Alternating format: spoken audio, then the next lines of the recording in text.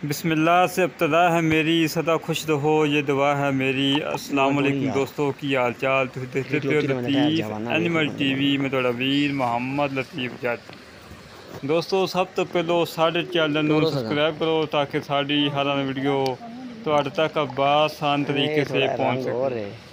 दोस्तों आ झोटी की वीडियो तुसी कहते होंगे अगे लतीफ़ भाई ने लगाई है, झोटी लगाई सी। झोटी मैंने आप खुद खरीद ली है लड़ भिड़ के मालकां नाल और मेहनत कोशिशों करके बहस करके बड़िया फरमाइशा करके झोटी खरीदी। आप मुनासिब खरीद ली सी जिन्हें वजह तो वीडियो दोबारा ला रही हैं। रेट भी उस अगे नालों कम है क्योंकि असी बिल्कुल मुनासिब रोज़ी रख के बच्चों वास्ते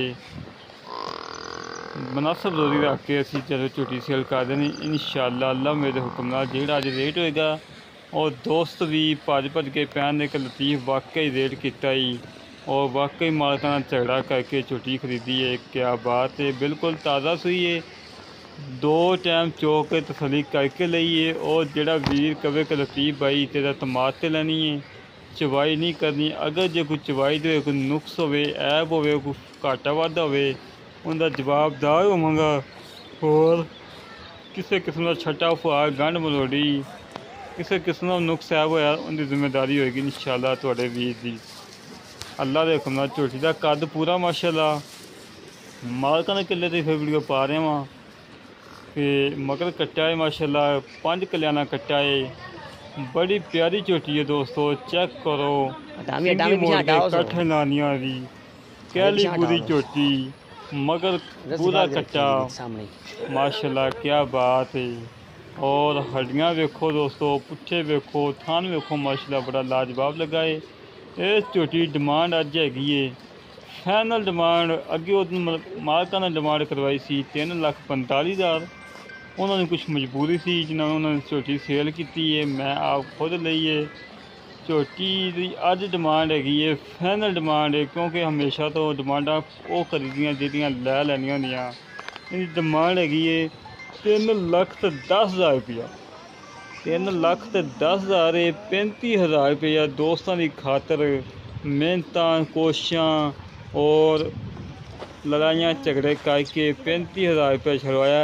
3,10,000 च भी 19-20 लाख रुपया रहा है। 19-20 ये नहीं कि दोस्तों कवे कि कराची का या पेशावर का या सियालकोट का किराया छड़ दे, इस तो गुंजाइश कोई नहीं हैगी। 19-20 ये भी चाहता ने क्योंकि साढ़े दोस्त साढ़े नाल मुहब्बतां करते हैं, साडा यूट्यूब चैनल वेखते हैं और शेयर भी करते हैं, लाइक भी करते हैं, कमेंट भी करते हैं माशाअल्लाह दे।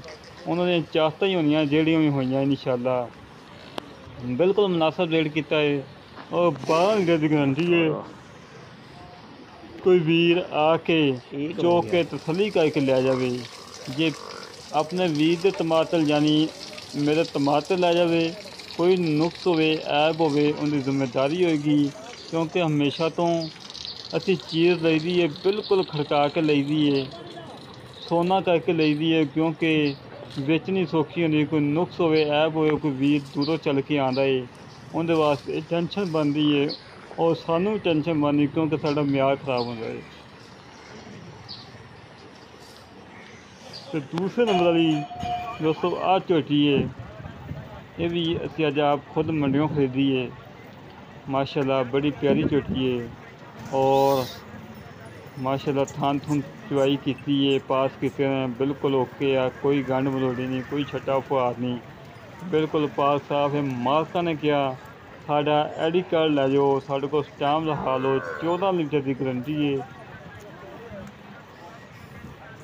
14 लीटर की गारंटी है। दूसरा वारा सूई है मगर कट्टी है, सूई नूं हो गए ने 20 तो 25 दिन। ये नहीं लोगों वाखों कहना कि 10 दिन हो गए हैं 12 दिन हो गए हैं, जन्मन जेड़े 20 तो 25 दिन हो गए सूई नूं मगर कट्टी है।